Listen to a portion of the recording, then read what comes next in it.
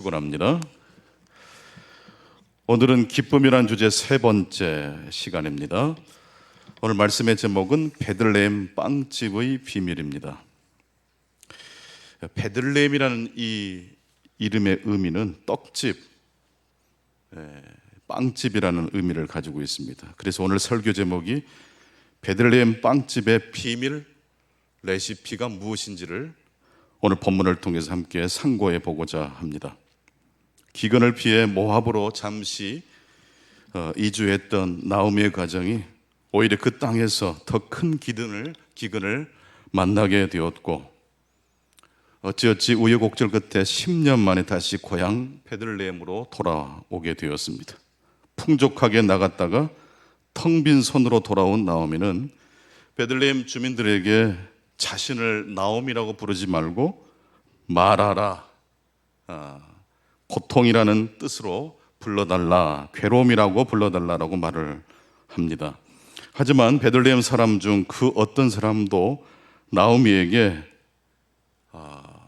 마라라고 말한 사람이 단 한 사람도 없었다는 것입니다. 오히려 이 룻기 말씀을 쭉 읽어보면 이 나오미라는 이름이 무려 24번이나 등장합니다. 오늘 말씀을 준비하면서 룻기 말씀 전체가 그렇게 길지 않기 때문에 1장부터 마지막 장까지 쭉 읽으면서 나오미라는 이름이 등장하면 동그라미를 쳐봤어요. 그랬더니 무려 24번이나 나오더라고요. 나오미의 이름의 뜻은 기쁨입니다. 희락입니다. 그래서 룻기를 읽는 내내 기쁨이란 단어와 우리는 자주 만날 수밖에 없습니다.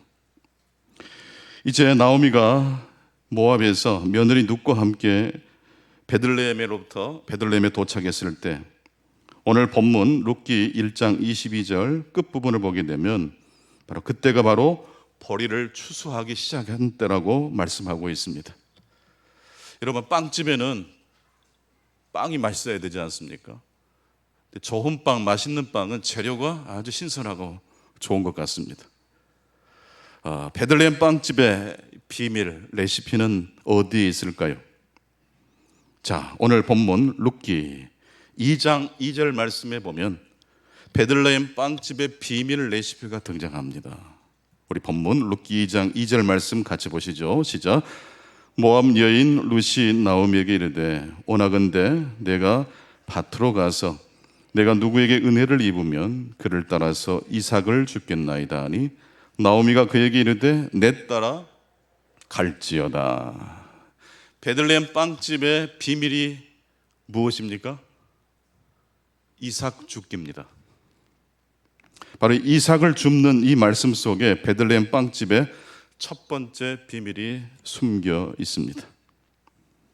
첫 번째, 오늘 하나님께서 오늘 구약의 본문을 통해서 우리에게 주신 첫 번째 메시지입니다. 그것은 나오미와 룻이 베들레헴에 도착해서 가장 먼저 한 것은 과거를 줍지 않고 현재, 지금을 줍기로 결단했다는 것입니다. 내가 한때 이런 사람이었는데 과거를 회상하고 그때 내가 왜 그 선택을 해서 이런 고난을 겪어야 했단 말입니까? 후회라는, 이 과거를 선택하면 후회로 우리들이 미끄러질 수밖에 없는데, 나오미와 룻은 베들레헴에 도착해서 무엇을 하기로 결정을 내렸다고 했습니까? 이삭을 줍기로 결정한 겁니다. 지금이라는 이삭입니다. 현재라는 선물을 거두어 드리기로 결단을 내린 것입니다. 이삭을 줍는다는 것은 지금 현실을 부정하거나 알맹이 없는 이야기에 자신을 맡기지 않는다는 것을 의미합니다. 만약 나오미가 지금 자신이 처한 현실을 부정하거나 허황된 이야기에 자신을 맡기게 되었다면 어떻게 되었겠습니까? 사실 이삭을 줍는다는 것은 솔직히 말해서 그리 좋은 일은 아닙니다. 이제 우리 가정의 형편이 다 무너져 버려서 다른 사람의 도움을 통해서가 아니면 살아갈 수 없다는 걸 인정하는 것이 되기 때문에 그렇습니다. 하지만 나오미는 그럼에도 불구하고 이삭을 줍기로 출발하는 며느리 룻에게 그렇게 하라고 축복을 빌어주고 있습니다. 만약 우리들이 살면서 특별한 순간, 특정한 순간만을 소중하게 여기게 된다면 어떻게 될까요? 예를 들어서 문제가 해결되는 순간 너무너무 행복하지 않겠습니까?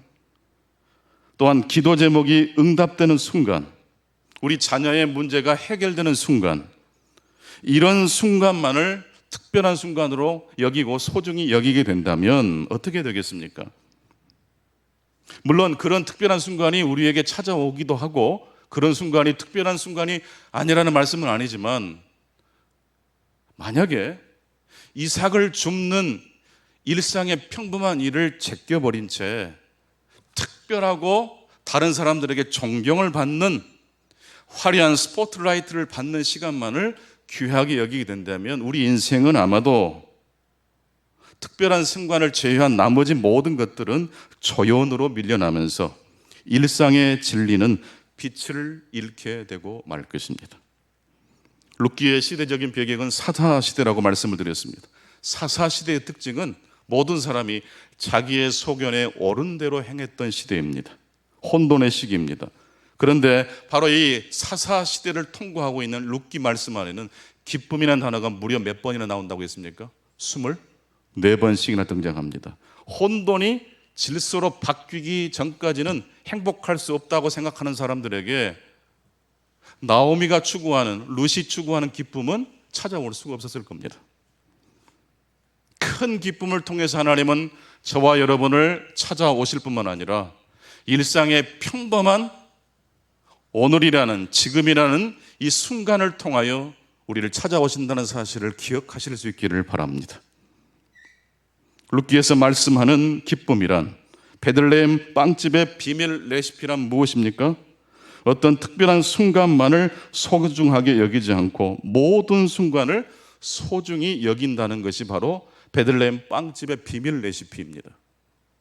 과거 화려했던 옛날의 그 영화만을 나오미가 추억하고 그리워했다면 지금 내 삶에 찾아오시는, 떨어진 이삭을 통해서 찾아오시는 하나님의 은혜를 망각하거나 지나치고 말았을 것입니다. 사사시대를 통과하는 룻기라는 이 말씀 속에는 기쁨이라는 단어가 굉장히 많이 등장합니다. 왜 그랬을까요? 큰 문제가 해결되기 전까지 행복할 수 없다고 생각하기보다도 매 순간 하나님이 내 삶에 찾아오시는, 이삭을 통해서 찾아오시는 하나님을 경배하고 찬양할 수 있었기 때문인 줄로 믿습니다.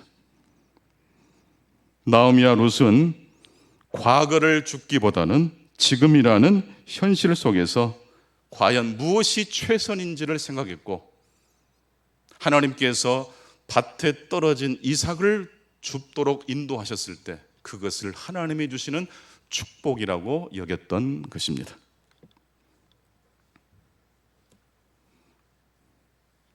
나오미는 과거를 줍지 않고 이삭을 줍고 있습니다.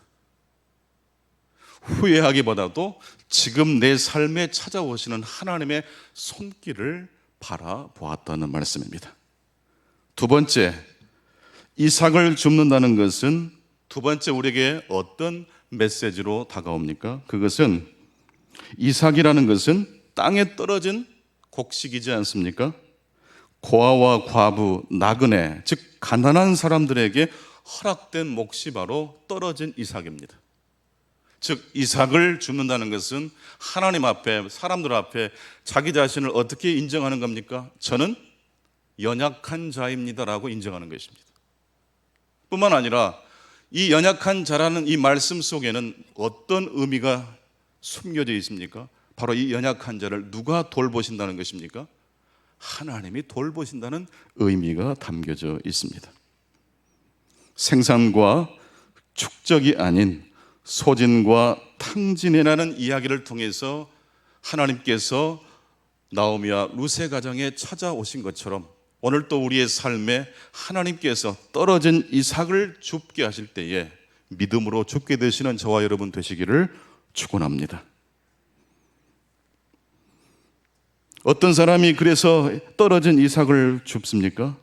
하나님의 은혜라는 문법으로 들어가는 사람이 땅에 떨어진 이삭을 주울 수 있습니다. 다른 사람의 도움, 즉 연약한 자에게 하나님께서 몫으로 정해 놓으신 떨어진 이삭을 주우라고 말씀하셨는데, 그 하나님의 말씀에 응답하는 사람은 어떤 사람입니까? 바로 하나님의 은혜의 문법을 추구하는 사람입니다. 하나님의 은혜란 무엇입니까? 뿌린 대로 거두는 법칙 외에 하나님의 은혜의 법칙이 무엇입니까? 조건 없이, 관계없이, 그럼에도 불구하고 우리에게 선물로 주어지는 게 하나님의 은혜입니다. 우리의 약함과 실패를 용납하고 감싸 안아주시는 것이 바로 하나님의 은혜입니다. 이 하나님의 은혜가 가능한 것은 내가 하나님의 은혜를 추구했기 때문이 아니라 우리에게 자기 자신을 선물로 주시는, 자기 자신을 선물로 내어주시는 하나님의 사랑이 먼저 우리를 찾아오시기 때문입니다. 빌립보서 2장 6절로 8절 말씀을 같이 한번 읽어보시겠습니다. 시작. 그는 근본 하나님의 본체시나 하나님과 동등됨을 취할 것으로 여기지 아니하시고 오히려 자기를 비워 종의 형체를 가지사 사람들과 같이 되셨고 사람의 모양으로 나타나사 자기를 낮추시고 죽기까지 복종하셨으니 곧 십자가의 죽으심이라. 아멘. 우리가 믿는 하나님은 어떤 하나님이십니까? 자기를 내어주시는 하나님이십니다. 그는 근본 하나님과 본체셨으나 하나님과 동등됨을 취할 것으로 여기지 아니하시고 자기를 비워 종의 형체를 가지사 사람들과 같이 되신 하나님이십니다. 구원받은 강도 이야기 생각나실 겁니다. 주님, 저를 기억해 달라고, 주의 나라에 임하실 때 저를 좀 불쌍히 여겨달라고 한 강도가 예수님께 요청했을 때 네가 오늘 나와 함께 어디에 있겠다고 말씀하셨습니까? 낙원에 있을 것이다. 근데 여러분, 구원받은 강도가 예수님을 바라보면서 주님 저를 불쌍히 여겨달라고 요청했을 때 구원받은 강도가 예수님을 어떻게 바라봤을까요? 밑에서 위로 우러러보듯이 쳐다봤을까요? 고개를 살짝 돌려서 내 옆에 계신 주님을 보았을까요? 구원받은 강도 옆에 누가 계셨죠? 이미 예수님이 계셨어요. 십자가에 못 박히신 예수님.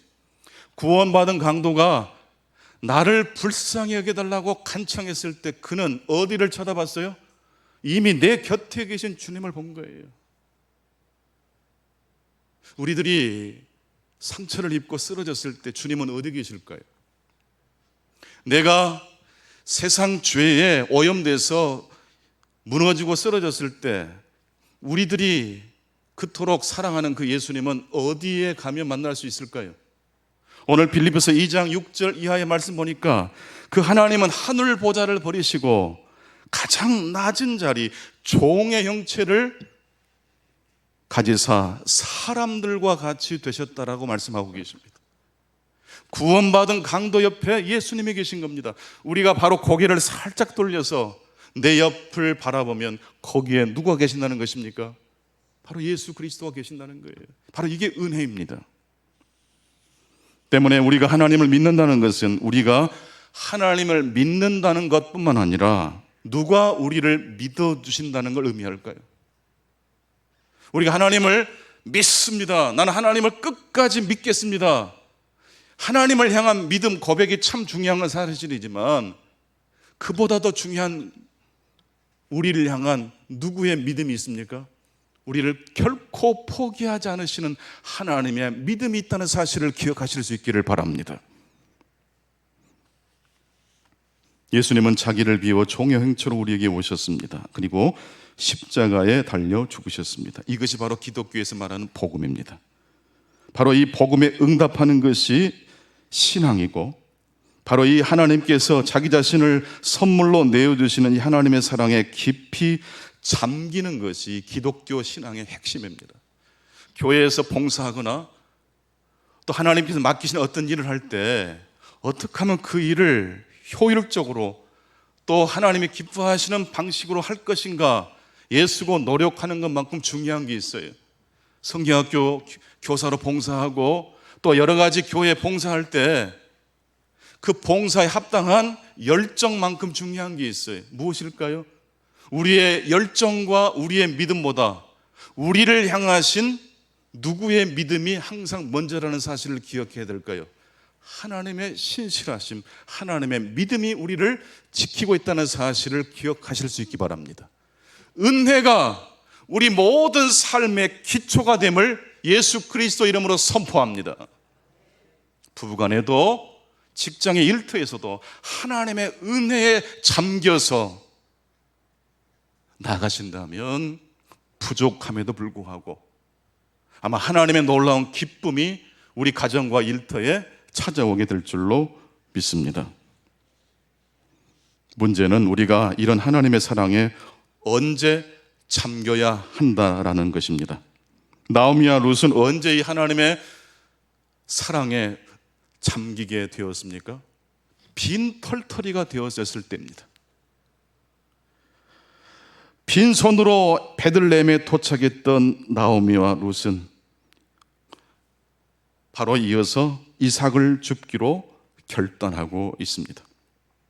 건강할 때, 일이 잘 될 때 하나님의 사랑에 잠기는 것은 어렵지 않습니다. 문제는 우리 인생에 기근이 찾아왔을 때입니다. 이럴 때 우리는 질문이 튀어나옵니다. 과연 하나님은 살아계시는가?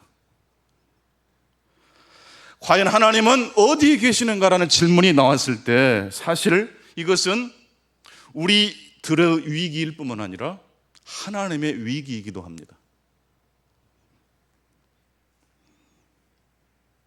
나오미도 그랬습니다.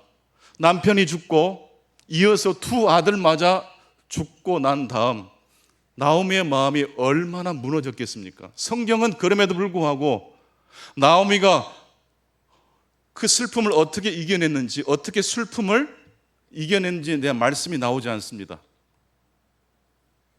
오히려 담담하게 남편 죽고 두 아들이 죽었다라고만 기술되고 있습니다. 그래서 더 슬퍼요. 나오미는 인생의 위기, 신앙의 위기가 찾아왔습니다. 하나님 도대체 당신은 어디 계십니까? 이때 나오미가 자신에게 찾아온 인생의 기근의 위기를 어떻게 극복합니까? 룻기 1장 20절로 22절을 보겠습니다. 화면을 통해서도 뿐만 아니라 여러분이 가지고 계신 성경을 찾아서 성경을 읽으면 좋겠어요. 룻기 1장 20절부터서 22절까지 우리 함께 같이 읽겠습니다. 시작. 나오미가 그들에게 이르되 나를 나오미라 부르지 말고 나를 마라라 부르라. 이는 전능자가 나를 심히 괴롭게 하셨음이니라. 내가 풍족하게 나갔더니 여호와께서 내게 비어 돌아오게 하셨느니라.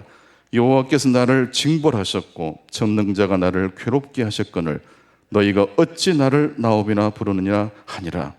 나오미가 모압 지방에서 그의 며느리 모압 여인 룻과 함께 돌아왔는데 그들이 보리 추수 시작할 때에 베들레헴에 이르렀더라. 하나님 어디에 계십니까? 인생의 기근이 찾아왔을 때 이런 질문이 나오미에게, 룻에게 터져 나왔지 않겠습니까? 이것은 나오미의 신앙의 위기일 뿐만 아니라 누구의 위기이기도 한다고 말씀드렸습니까? 하나님의 위기입니다. 문제가 없을 때 하나님을 섬기는 것은요, 별 문제가 되지 않아요. 근데 기근이 찾아왔을 때 나의 신앙, 그리고 하나님은 어떤 분인지에 대한 질문에 대하여 우리들이 생각하지 않을 수가 없다는 것입니다. 나오미는 자신의 신앙의 위기, 그리고 하나님의 위기를 어떻게 대처하고 있습니까? 그동안 나오미의 가정은 하나님을 섬기기는 섬겼는데 맹목적으로 섬겼다고 말씀드릴 수 있습니다. 나오미의 남편 이름이 엘리멜렉, 나의 하나님은 왕이시다, 그런 뜻을 가지고 있습니다. 나의 하나님은 왕이시다. 한번 따라서 보시겠습니다. 나의 하나님은 왕이십니다. 자, 이런 신앙 고백을 가정의 가훈으로 삼았던 엘리멜렉과 나오미. 그러나 덜컥 베들레헴의 기근이 찾아왔을 때 어디로 갔어요? 모압으로 이주했어요. 인생의 위기 앞에 쉬운 선택을 했다는 것을 알 수가 있습니다. 입술로는 하나님을 왕이라고 고백하지만 상황이 바뀌니까 그 신앙 고백에 진면목이 드러나고야 말았습니다. 기근을 피해 모압으로 갔지만 더 큰 기근을 만난 나오미가 이제 자신의 인생의 위기 그리고 하나님의 신앙에 대하여 어떻게 다시 재조정을 하고 있습니까? 이제는 하나님을 맹목적으로 섬기는 신앙만으로는 인생의 기근을 극복하기 어렵다는 것을 나오미가 알게 되었습니다. 그래서 이제 하나님을 이해하는 방식의 질적인 도약을 추구하고 있는 걸 볼 수 있습니다. 어떻게 나오미는 신앙의 도약을 취하고 있습니까?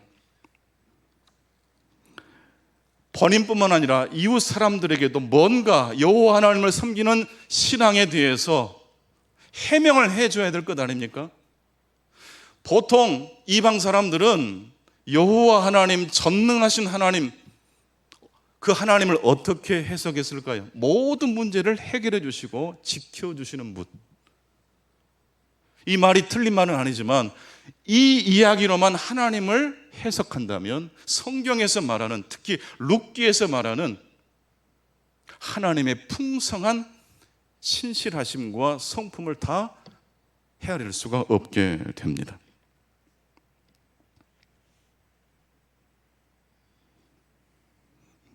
나오미는 인생의 기근을 어떻게 해석하고 있습니까? 우상 숭배하는 사람들과 차별화된 신앙의 논리 해석이 필요한 때입니다. 나오미가 하나님을 아름답게 섬긴 가정이었지만 큰 기근을 만나게 되므로 나오미에게도 질문이 터졌고 이웃 사람들도 저 가정은 하나님 믿는다고 하는데 왜 이런 기근을 만났을까? 그 질문 앞에 대답을 해야 됩니다. 이 대답을 못하면 나오미를 막론하고 모든 사람들이 이 나오미의 기근을 통해서 하나님이 열등한 하나님이라고 해석했을 거예요.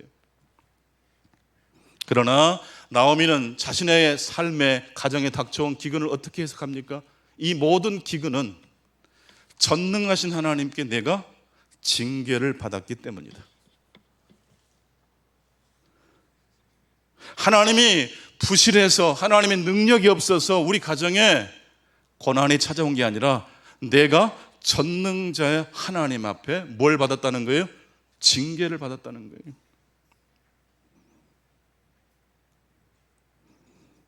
사람들은 보통 강함 속에서 하나님이 구원을 이루어 가신다고 생각을 합니다. 하지만 오늘 룻기를 통해서 나오미의 가정에 찾아오시는 하나님, 베들레헴 빵집의 비밀 레시피는 무엇입니까? 그것은 약함과 고통이라는 전복적인 방식으로도 우리 하나님께서 구원을 이루어 가신다는 것입니다. 이사야 45장 7절을 같이 한번 읽겠습니다. 이사야 45장 7절 시작. 나는 빛도 짓고 어둠도 창조하며 나는 평안도 짓고 환난도 창조하나니 나는 여호와라 이 모든 일을 행하는 자니라 하였노라. 하나님은 어떤 하나님이십니까? 빛도 짓고 어둠도 창조하시는 하나님이신 줄로 믿습니다. 평안도 짓고 무엇도 창조하세요? 환난도 창조하세요. 하나님은 빛을 통해서, 평안을 통해서, 강함을 통해서 우리를 통치하실 뿐만 아니라 어둠도 환난도 곤고함을 통해서도 우리에게 찾아오시고 우리의 삶을 구원의 길로 인도하시는 하나님이시라는 것을 나오미가 그렇게 설명하고 있는 것입니다. 왜냐하면 룻기 1장 20절로 21절을 말씀 보게 되면 하나님이 나를 징벌하셨고 전능자가 나를 괴롭게 하셨으니 라고 말을 하던 나오미가 룻기 2장 2절에 가면 며느리 룻이 어머니 제가 오늘 밭에 나가서 이삭을 주우려고 합니다. 그 밭 주인이 은혜를 베풀면 제가 계속해서 그 밭에서 이삭을 주울 것입니다 라고 아침 인사를 하고 출발하려고 할 때 나오미가 어떻게 했습니까? 며느리 룻에게 그래 며느리 그래 사랑하는 딸아 가거라. 전능자가 나를 징벌하셨다라는 이 이야기가 소망을 잃어버리게 합니까? 오히려 나오미로 하여금 새로운 희망과 출발을 하도록 역사하는 이야기입니까? 만약 하나님께 벌받았다라는 것을 부정적으로 해석했다면 나오미와 룻은 이삭 죽기를 했을까요? 하지 않았을까요? 아무것도 하지 않고 과거만 해석하고 옛날에 내가 하나님께 받은 사랑만 주우려고 했을 거예요. 그러나 이 나오미와 룻은 하나님께 징벌을 받은 것이 단순히 부정적인 의미가 아니라 이 징벌과 징계를 통해서 하나님이 우리를 구원의 길로 인도한다는 사실을 이렇게 설명하고 있는 것입니다. 성도 여러분, 평안과 행복을 통해서 하나님이 찾아오실 때 하나님을 찬양하실 수 있기 바랍니다. 뿐만 아니라 고난과 어둠과 환난과 징계와 내 뜻대로 되지 않은 일 가운데도 여호와 하나님이 함께 계심을 믿으시는 분들만 아멘 해보시겠습니다. 실로 그래서 이삭을 줍는 이 나오미의 이야기는 어마어마한 말씀입니다. 단순히 땅에 떨어진 이삭을 줍는 정도가 아니에요. 하나님에 대한 이해, 하나님에 대한 신앙이 질적으로 과거와 전혀 다른 신앙으로 이제는 상승하고 있다는 사실을 우리들에게 보여주고 있습니다. 그래서 이사야 45장 7절 말씀과 룻기 1장 20절로 22절 말씀은 하나로 연결되는 말씀입니다. 하나님은 어떤 분이십니까? 특정한 민족과 특정한 나라에 묶여 있거나 특정한 방식에 묶여 있는 하나님은 결코 아닙니다. 하나님은 이스라엘의 하나님이실 뿐만 아니라 이방 여인 룻에게도 찾아오시는 하나님이시기 때문에 그렇습니다. 하나님은 선하고 아름답고 문제를 해결해 주시는 보통 사람들도 이해할 수 있는 방식으로 우리에게 찾아오실 뿐만 아니라 보통 사람들이 이해할 수 없는 초월적 방법, 그것이 징계와 환난과 기근의 방법일지라도 하나님이 그 방법을 통하시면 우리를 궁극적인 구원의 길로 인도하실 수 있습니다. 그래서 우리는 성경을 통해서 생산과 축적의 방식이 하나님이 우리를 축복하시는 방법이라고 말씀을 드릴 수 있고, 더 나아가서 소진과 무엇도 하나님이 일하시는 방식이라고 말씀드릴 수 있습니까? 소진과 탕진 역시 하나님의 일하시는 방식인 것입니다.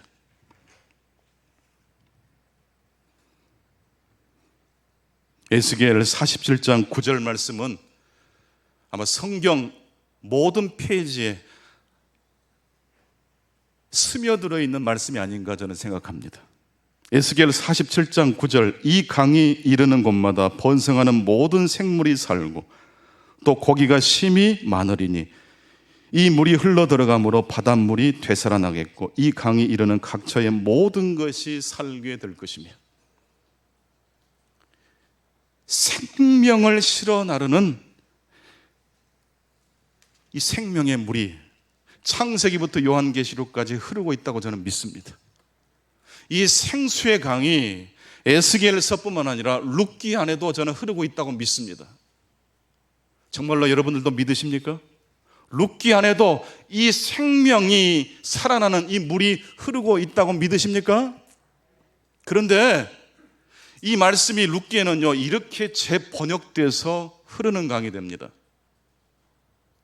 룻기를 한마디로 말씀드리자면 모든 걸 다 잃어버리고 빈털터리가 돼서 하나님 앞에 돌아온 사람 이야기 아닙니까? 에스겔 47장 9절 말씀처럼 모든 생명을 살려내는 그러한 시원한 물이라고 설명드릴 수 없습니다. 하지만 룻기 안에도 사람을 살리는 물이 흐르고 있습니다. 어떻게 흐르고 있을까요? 하나님의 구원은 사람들의 기대를 거슬러서 옵니다. 세 가지로 설명할 수 있습니다. 강함이 아니라 약함의 방식으로, 아름다운 방식이 아니라 추함의 모습으로, 영광의 모습이 아니라 굴욕 속에서 하나님의 치유와 구원이 드러납니다. 이게 바로 룻기의 메시지입니다. 기마타라는 이 작가가 그런 말씀을 하셨더라고요. 썩은 물은 생명이 되기는 어렵지만 배를 뜨게 하는 무엇은 될 수 있어요? 부력은 될 수 있대요. 썩은 물은 마실 수는 없어요. 죽은 바다를 되살릴 수는 없어요. 룻기의 메시지를 가지고 일반 사람들까지 다 입이 쩍 벌어지게 감동시킬 수는 없을 것 같아요. 그러나 룻기라는 이 작은 스토리가 룻기만이 할 수 있는 엄청난 복음의 메시지를 가지고 있어요. 그건 뭡니까? 에스겔처럼 생명력을 실어 나르는 그러한 마실 수 있는 물은 아닐지라도 룻기의 강물은 꾸정물처럼 더럽고 고통스러운 이야기가 담겨져 있는 물인 건 사실이지만, 그럼에도 불구하고 무엇을 뜨게 할 수 있어요? 배는 띄우게 할 수 있어요. 여러분, 노아의 방주 아시죠? 노아의 방주가 홍수가 차고 모든 것이 물에 잠겼을 때 유일하게 노아와 그의 식구들과 노아의 방주에 승선했던 동물들이 다 살아났잖아요. 노아의 방주를 띄운 그 물의 색깔은 어떤 색깔이었을까요? 얼마나 많은 사람들이 그 홍수에 죽어갔습니까? 아마 꾸정물도 그런 꾸정물이 없었을 거예요. 하나님은 축복과 행복과 평안과 질서의 방법을 통해서뿐만 아니라 세상 사람들이 예측 불가능한 방법, 강함이 아니라 약함으로, 아름다움이 아니라 추함으로, 영광이 아닌 굴욕 속에서 드러나시는 하나님이십니다. 이것이 바로 베들레헴 빵집의 비밀 레시피입니다. 여러분, 혹시 최근에 어떤 일을 그르치거나 실수하신 적이 있으십니까? 부끄럽고 괜히 짜증이 나고. 그런데 여러분, 룻기를 읽어보세요. 하나님은 우리의 성공과 순종의 아름다운 모습을 통해서뿐만 아니라 우리의 불순종, 우리의 무너짐, 우리의 괴로움, 우리의 고통을 통해서도 일하실 수 있는 하나님이십니다. 그런 하나님을 이 룻기를 통해서 만나시고 그 하나님과 한 주간도 동행하시는 복된 한 주간 되실 수 있기를 간절히 축원합니다. 아버지 하나님, 감사합니다. 감사가 어떤 조건이 채워졌을 때 감사한다면 우리의 감사는 언제나 지각생처럼 뒤늦은 감사의 삶으로, 수동적인 삶으로 이 세상 사람들이 하는 방식에 메어버리는 그러한 삶을 살게 될 가능성이 매우 높습니다. 룻기를 통해서 그럼에도 불구하고 우리를 찾아오시는 하나님을 만나게 하시고 이삭을 줍는 것을 통해서 찾아오시는 하나님을 우리 역시 감격함으로, 감사함으로 응답할 수 있도록 도와주시옵소서. 예수 그리스도 이름으로 기도하옵나이다. 아멘.